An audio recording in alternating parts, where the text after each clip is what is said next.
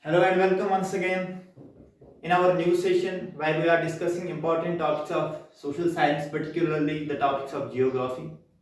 And in today's session, I have come up with one important topic that's known as Project Tiger. Very often it is asked in the examination, and we will analyze the Project Tiger on both aspects from the objective point of view and from the long answer type of question. You know, Project Tiger, it was launched with some specific aims. Before discussing Project Tiger, the government of India in 1972 passed the Wildlife Protection Act, which is also known as Wildlife Protection Act of 1972, with a specific aim of ensuring the conservation of and the protection of rich flora and fauna of the country. You know, the tiger population, which is also enlisted as the endangered species at the International Conservation of Flora and Fauna. So, the government felt the aim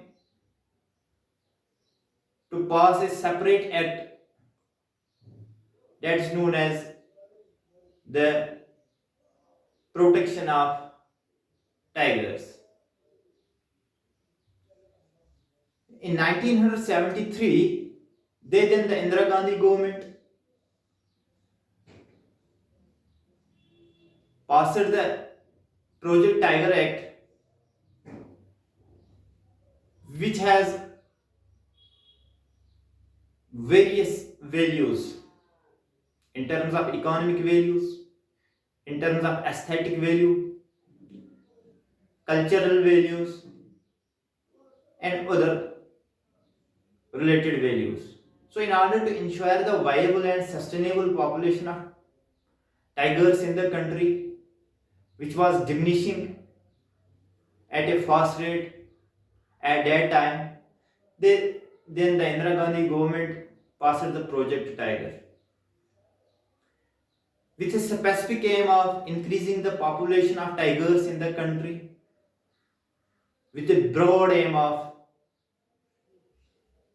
preserving the culture, aesthetic, economic values related to the population of tigers.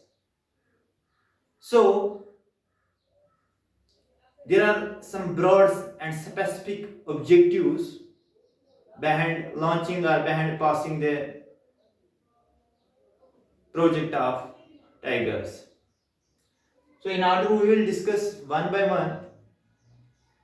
Project Tiger, it was launched by Indira Gandhi government in 1973 from the Jim Corbett National Park. Jim Corbett National Park often is asked in the examination. This Jim Corbett National Park, it is located in the state of Uttarakhand. You must remember that. And the scientific name of tigers, we must remember, it is also known by Panthera tigris, often asked in the examination.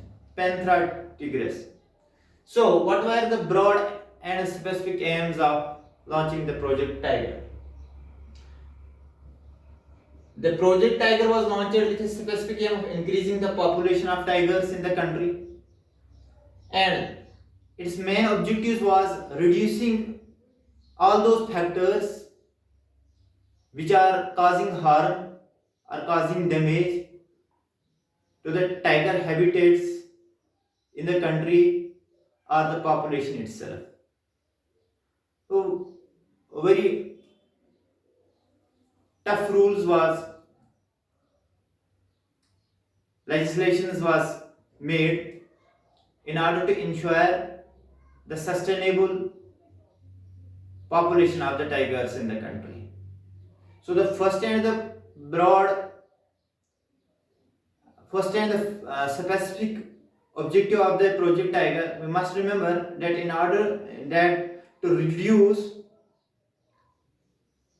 all those factors which are causing damage, to reduce all those factors which are causing damage or which are diminishing, which are related to diminishing of tiger habitats, and manage them.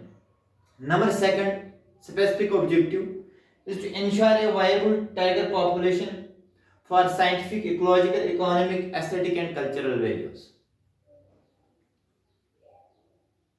If we talk about at the present scenario, with the help of this Project Tiger, or with the help of the Wildlife Protection Act of 1972, at present India is among one of the largest country which has a largest population of tigers in the world. Though India is a leading country in terms of the population of the tigers in the country at present times. So we can say that Project Tiger was launched, and at the sustainable, and at it has achieved its objective if we talk about at the present scenario, because in India we have more than 4,000 tigers available in the country at present time. So with these specific objectives, we must pinpoint all these specific objectives for our better and clear understanding. And with these things, I will wrap up this session, and then next time I will come up with one more topic. Until then, take care. Goodbye.